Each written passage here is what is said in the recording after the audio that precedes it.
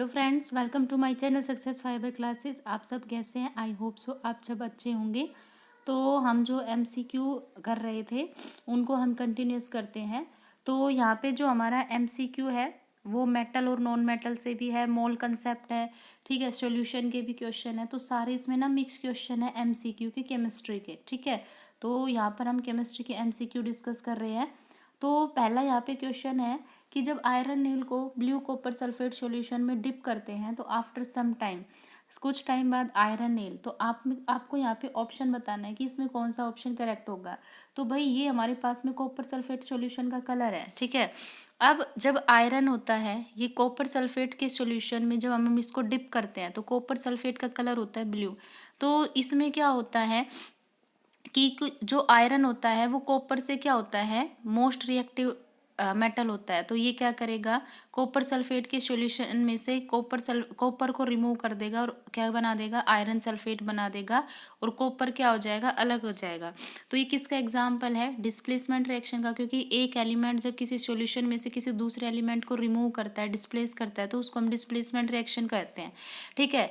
और इसमें क्या होता है कि जो कॉपर का, अब हमें पता है कि जो कॉपर का ब्राउन कलर होता है वो क्या होता है, नेल पर डिपॉजिट होता है। मतलब जब हम कुछ टाइम के बाद सॉल्यूशन में से नेल को बाहर निकालते हैं, कील को बाहर निकालते हैं, तो जो कील होगी उस पर क्या होगी, रस्ट फॉर्म हो जाएगी रेड ब्राउन कलर की, ठीक है। तो इसमें कौन सा ऑप्शन सही होगा, फर्स्ट है कि dissolve and bleach blue colour. नहीं भाई, ये गलत है, क्योंकि आयरन नेल डिजोल नहीं होगी, ठीक है। तो डिजोल तो ये होगी नहीं, तो पहला और दूसरा ऑप्शन तो इन्होंने डिजोल बोल रखा है, तो ये वैसे ही एलिमिनेट हो गया। थर्ड है कि does not dissolve and does not discolour blue, कि जो ब्लू कलर है वो डिसकलर भी नहीं होगा और डिजोल भी नहीं होगी। तो भाई आयरन नेल है वो डिजोल तो नहीं होगी, ये बात तो सही है। लेकिन ब्लू कलर है वो इसमें क्या होता है, फेड बन जाता है, और धीरे धीरे वो उसका कलर कैसा हो जाता है, ग्रीन हो जाता है, क्योंकि मैंने अभी आपको बताया, क्योंकि उसमें आयरन सल्फेट की फॉर्मेशन हो जाती है। तो इसका फोर्थ ऑप्शन क्या होगा, राइट होगा, कि do not dissolve and the red brown surface of copper gets deposit on the nail. मतलब जब हम कुछ टाइम के बाद उस कील को बाहर निकालते हैं तो कील पर क्या होगा, जो रेड ब्राउन मतलब उस पर कलर है वो डिपॉजिट हो जाएगा। यानी अगर हम अपनी सिंपल भाषा में बोले तो उस पर क्या होगी, रस्ट लग जाएगी। तो इसका थर्ड ऑप्शन क्या होगा, राइट होगा। उसके बाद नेक्स्ट क्वेश्चन है कि इन बायोलॉजी, कि बायोलॉजी के अंदर क्या होता है कि जब सब्सटेंस को हम डिजोल्व करते हैं वाटर में तो उनको हम क्या बोलते हैं।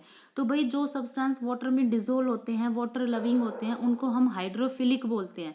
और जो वाटर रिपेलिंग होते हैं यानी वाटर फेयरिंग होते हैं, जो पानी से दूर जाते हैं, वो हाइड्रोफोबिक होते हैं। इसने बोला है कि सब्सटेंस जो वाटर में डिजोल्व होते हैं यानी वो क्या होते हैं, नेचर में हाइड्रोफिलिक होते हैं। तो इसका पहला ऑप्शन राइट होगा। उसके बाद नेक्स्ट क्वेश्चन है कि जो यूनिवर्सल सोलवेंट इज, इसमें आपको बताना है कि जो यूनिवर्सल सोलवेंट है, मतलब जो हर जगह सोलवेंट का यूज होता है, तो कौन होता है, वाटर। हमें पता है कि जो वाटर होता है ये हमारा परफेक्ट सोलवेंट होता है। उसके बाद नेक्स्ट क्वेश्चन है कि what is the function of sedimentation tank in the treatment of dirty water.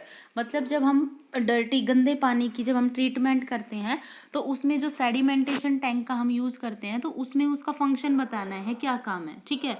तो भाई ये जो सेडिमेशन टैंक होता है ये क्या करता है, जो भी उसके अंदर जो सॉलिड सस्पेंडेड रहते हैं, जो उसमें घुले रहते हैं, ये सेडिमेशन टैंक क्या करता है, उसका रिमूवल करता है, ठीक है। आपको इतनी बात याद रखनी है। अब जिसमें भी ऑप्शन में रिमूवल ऑफ सस्पेंडेड सॉलिड होगा वो इसका आंसर होगा, ठीक है। तो इसका थर्ड ऑप्शन क्या होगा, राइट होगा। उसके बाद नेक्स्ट क्वेश्चन है, आप आंसर मत देखो कि आंसर है वो क्या है, ठीक है, आप खुद देखो कि आपके कंसेप्ट कितने बिल्डअप है। उसके बाद नेक्स्ट है, why is sodium thiosulphate. Sodium thiosulphate का फॉर्मूला क्या होता है, Na2S2O3, ठीक है। ये इसका क्या होता है, फॉर्मूला होता है। तो ये कह रहा है कि सोडियम थायोसाइनेट जो सॉल्यूशन होता है ये फोटोग्राफी में यूज होता है। क्यों यूज किया जाता है भाई, क्योंकि आपको पता है कि फोटोग्राफी में क्या होता है, जो फोटो डिकम्पोजिशन रिएक्शन होते हैं जो हम फर्स्ट चैप्टर में करते हैं, कि सिल्वर ब्रोमाइड पर सन की लाइट डलती है तो मेटेलिक सिल्वर बनता है, क्लोरीन गैस इवोल्व होती है, ठीक है। तो ये जो सोडियम थायोसल्फेट सॉल्यूशन है ये क्या करता है, ये जो भी ऐसा सिल्वर ब्रोमाइड जो हमारा रिड्यूस नहीं हुआ है, ठीक है, जो रिड्यूस नहीं हुआ है, जो अनरिड्यूस फॉर्म में रहा है, तो उनको क्या करता है, ये कन्वर्ट करता है या एक्सट्रैक्ट करता है सोल्यूबल सिल्वर सल्फेट है कॉम्प्लेक्स, उसकी फॉर्म में ये क्या करता है, एक्सट्रैक्ट करता है। ठीक है, आपको बस ये सीधा याद रखना है कि ये एक्सट्रैक्शन का काम करता है। ठीक है, उसके बाद नेक्स्ट क्वेश्चन है which is the property of ammonia. Ammonia की जो प्रॉपर्टी है वो क्या होती है, it is insoluble in water. अब भाई अमोनिया क्या होता है, बेस है। ठीक है, इतना हमें पता है अमोनिया बेस होता है, ये वाटर में इंसोल्यूबल होता है। नहीं भाई ये गलत बात है। It is an odourless gas, odourless तो होती नहीं क्योंकि इसमें तो अमोनिया में तो क्या आता है, स्मेल होती है, पंजेंट स्मेल आती है। ये येलो गैस होती है, येलो कलर की नहीं होती। रेड लिटमस जो होता है उसको ब्लू में कन्वर्ट कर देती है। तो ये बात बिल्कुल सही है क्योंकि अमोनिया कैसा है, नेचर में बेसिक है। ठीक है, और हमें पता है बेस क्या करता है, रेड लिटमस को ब्लू में कन्वर्ट करने का काम करता है। तो इसका फोर्थ ऑप्शन क्या होगा, राइट होगा। उसके बाद नेक्स्ट क्वेश्चन कह रहा है कि जो मिरर होता है ये क्या है, ये एक प्योर सॉलिड सब्सटेंस होता है, ये सुपर कूल्ड लिक्विड होता है, या जेल होता है, या पॉलीमर होता है। तो भाई आपको सीधा सीधा याद रखना है कि जो मिरर होता है ये हमारा कैसा होता है, सुपर कूल्ड लिक्विड होता है। ठीक है, उसके बाद फिर नेक्स्ट क्वेश्चन है कि शुगर इन शुगर सॉल्यूशन, मतलब जब हम शुगर का सॉल्यूशन बनाते हैं। ठीक है, शुगर का सॉल्यूशन कैसे बनाते हैं जब हम पानी के अंदर क्या कर दे, चीनी डाल देते हैं तो वो शुगर का सॉल्यूशन बनता है। ठीक है, तो ये कह रहा है कि जो शुगर का सॉल्यूशन बनता है उसमें शुगर है वो किसका काम करता है, तो भाई ये हमारा किसका काम करती है, सोल्यूट का। और वाटर किसका काम करता है, सोलवेंट का।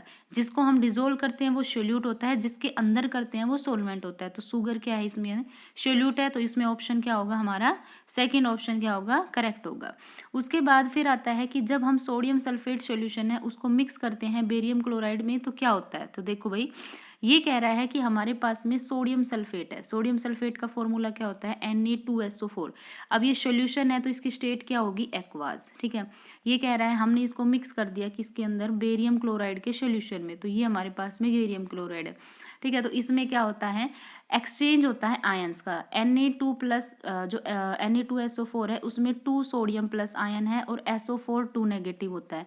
बेरियम क्लोराइड में Ba2 प्लस होता है और 2 Cl नेगेटिव होता है। तो इसमें क्या होता है, दोनों सॉल्यूशन के बीच में आयंस का एक्सचेंज होता है। तो इसमें क्या होता है कि जैसे ही हम दोनों सॉल्यूशन को आपस में मिक्स करते हैं तो यहाँ पे वाइट प्रेसिपिटेट बनते हैं जो किसके होते हैं, बेरियम सल्फेट के। और साथ में क्या बनता है, यहाँ पे सोडियम क्लोराइड है वो फॉर्म होता है। ठीक है, तो इसमें मैंने आपको बताया बेरियम सल्फेट फॉर्म होगा। तो इसमें कौन सा ऑप्शन करेक्ट होगा, हमारा फर्स्ट ऑप्शन है वो बिल्कुल करेक्ट होगा। उसके बाद नेक्स्ट क्वेश्चन है कि what it is called when two liquid do not dissolve in each other, मतलब हम उसको क्या कहेंगे जब दो लिक्विड है वो आपस में एक दूसरे में मिक्स नहीं होते और ना ही वो एक सॉल्यूशन की फॉर्म देते हैं। तो भाई हमने दो चीजें पढ़ी है, एक पढ़ा है मिसिबल और एक पढ़ा है इमिसिबल। ठीक है, मिसिबल क्या होता है कि जब दो सॉल्यूशन आपस में बिल्कुल इंटरमिक्स हो जाए, कंप्लीट मिक्स हो जाए, वो मिसिबल होता है। और जो दो लिक्विड आपस में डिजोल्व ना हो और जो सॉल्यूशन फॉर्म ना करे तो उसको हम इमिसिबल बोलते हैं। ठीक है, मतलब जिसमें हम कोई भी दो कंपोनेंट है उसको हम अलग अलग सेपरेट बाउंड्री से देख सकते हैं। तो इसमें का आंसर क्या होगा, इमिसिबल। ठीक है, उसके बाद नेक्स्ट क्वेश्चन है, नेक्स्ट क्वेश्चन क्या है इसके अंदर कि जो हमारा कोवेलेंट कंपाउंड है वो जनरली किसके अंदर सोल्यूबल होता है। तो भाई ये चीज़ आपको याद रखनी है कि जो हमारा कोवेलेंट कंपाउंड होता है वो जो ऑर्गेनिक सॉल्वेंट्स जो होते हैं उनमें सोल्यूबल होता है। आई थिंक इसका ना आंसर गलत है, इसका ऑर्गेनिक सॉल्वेंट आएगा क्योंकि आयनिक कंपाउंड तो हमारे वाटर में सोल्यूबल होते हैं क्योंकि उसमें आयंस होते हैं। और कोवेलेंट जो कंपाउंड होते हैं ये हमारे क्या होते हैं, वीक बॉन्ड होते हैं। तो ये हमारे ऑर्गेनिक सॉल्वेंट के अंदर है वो डिजोल्व होते हैं। तो इसका आंसर है ना फोर्थ होगा, इसका आंसर वन नहीं होगा, ये गलत है इसके अंदर। ठीक है, उसके बाद नेक्स्ट क्वेश्चन है हमारा कि aqua solution of the following gas has stronger property. ठीक है, तो ये कह रहा है कि इसमें ना कौन सी गैस का एक्वा सॉल्यूशन है जिसकी स्ट्रोंग एसिडिक प्रॉपर्टी होगी। ठीक है, तो भाई इसमें अमोनिया तो बेसिक होता है, फॉस्फेन भी हमारा बेस फॉर्म होता है। तो इसमें सल्फर डाइऑक्साइड जो होती है यही स्ट्रॉन्ग एसिड फॉर्म होती है। ठीक है, जब ये वाटर के साथ मिलती है तो सल्फ्यूरिक एसिड बनाती है, तो यही होगा। उसके बाद नेक्स्ट क्वेश्चन है, इसमें थोड़ा ब्लर आ रहा है। नेक्स्ट क्वेश्चन है what is a saturated solution like at a certain temperature. ठीक है भाई, सैचुरेटेड सॉल्यूशन क्या होता है, सैचुरेटेड सॉल्यूशन वो सॉल्यूशन होता है जिसमें अब हम और ज़्यादा सॉलिड सोल्यूट ऐड नहीं कर सकते, वो हमारा सैचुरेटेड सॉल्यूशन होता है। ठीक है, तो इसका थर्ड ऑप्शन क्या होगा, राइट होगा कि unable to dissolve more solid solute, मतलब जिसके अंदर अब हम और सोल्यूट ऐड नहीं कर सकते। इसको कैसे समझाऊं मैं इसको ऐसे समझाती हूँ आप लोगों को। जैसे मानो ये मेरे पास में ना एक ग्लास है, ठीक है, मैंने इसमें ना पानी ले लिया 100 ml, ठीक है। मैंने कहा कि इस 100 ml पानी की कैपेसिटी है सिर्फ 3 स्पून शुगर को घोलने की, मतलब ये 3 स्पून शुगर को ही घोल सकते हैं, इससे ज़्यादा वो नहीं घोल सकती। अब मैंने क्या किया, इसमें पहली स्पून चीनी ऐड की, वो घुल गई। फिर मैंने सेकंड ऐड की, वो भी घुल गई। फिर मैंने थर्ड ऐड की, वो भी घुल गई, ठीक है। जैसे ही अब इसमें मैं 4 स्पून डालूंगी, अब वो चीनी क्या है, हमें दिखाई देगी, ठीक है, मतलब वो उसमें घुलेगी नहीं। तो मैंने क्या कहा कि जब हम किसी भी सॉल्वेंट के अंदर और ज़्यादा सोल्यूट ऐड नहीं कर सकते तो उसको हम क्या बोलते हैं, सैचुरेटेड। तो ये हमारा क्या होगा, सैचुरेटेड है, ठीक है। तो एक होता है अनसैचुरेटेड। अनसैचुरेटेड क्या होता है कि जैसे मैंने फर्स्ट स्पून इसमें ऐड की तो वो घुल गई, मतलब ऐसा अनसैचुरेटेड सॉल्यूशन ऐसा सॉल्यूशन होता है जिसमें हम और ज़्यादा सोल्यूट की क्वांटिटी ऐड कर पाए, वो अनसैचुरेटेड होता है। और सैचुरेटेड होता है जिसमें हम और ज़्यादा सोल्यूट ऐड नहीं कर सकते। तो इसका आंसर क्या होगा, थर्ड है, वो राइट होगा। उसके बाद नेक्स्ट क्वेश्चन है, the gas produce by fragmentation of sugar. जब हम शुगर सॉल्यूशन का फर्मेंटेशन करते हैं तो ये कह रहा है कि यहाँ पर ना कौन सी गैस प्रोड्यूस होती है, तो भाई CO2 गैस जो होती है ये क्या होती है, प्रोड्यूस होती है, ठीक है। तो इसका आंसर क्या होगा, CO2, ठीक है। उसके बाद नेक्स्ट है सोडा वाटर इज, ये आपको बताना है कि जो सोडा वाटर होता है ये कैसा सॉल्यूशन होता है। तो सोडा वाटर क्या होता है कि भाई इसमें ना हम CO2 गैस को लिक्विड के अंदर हाई प्रेशर पर क्या करते हैं, सोल्यूबल करते हैं, मतलब डालते हैं, घोलते हैं, ठीक है। तो मतलब गैस का सॉल्यूशन होता है लिक्विड में, मतलब गैस और लिक्विड की आपस में मिक्सिंग होती है। तो फर्स्ट इसका आंसर क्या होगा, राइट होगा। उसके बाद नेक्स्ट क्वेश्चन है फैलिंग सॉल्यूशन इज, आपको बताना है कि जो फैलिंग सॉल्यूशन होता है वो कौन सा होता है। तो भाई जो अमोनिकल कॉपर सल्फेट होता है ये हमारा फैलिंग सॉल्यूशन होता है। उसके बाद which of the following is the solution of gas in liquid, तो गैस का सॉलिड में सॉल्यूशन है वो आपको बताना है, ठीक है। मतलब इसमें क्या है, गैस तो सोल्यूट है और सॉल्वेंट क्या है, सॉलिड फॉर्म में, ठीक है। तो ये कह रहा है कि solution of hydrogen in palladium, ठीक है, solution of hydrogen in sodium, solution of mercury in sodium, hydrogen solution in soda. तो भाई अब इसने बोला है कि गैस सोल्यूट होगा और सॉलिड क्या होगा, सॉल्वेंट।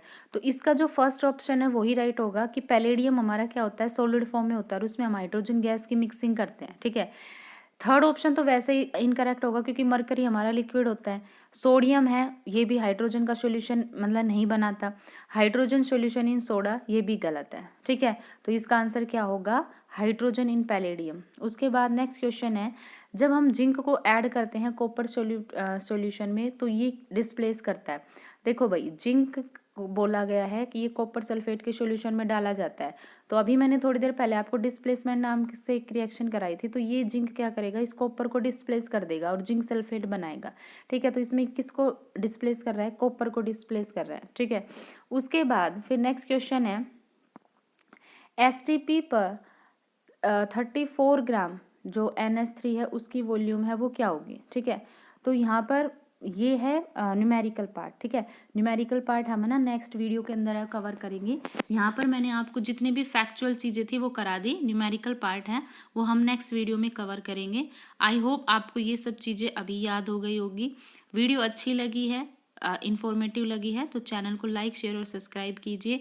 ऐसे ही हम केमिस्ट्री के MCQ है वो करते रहेंगे। Thank you very much.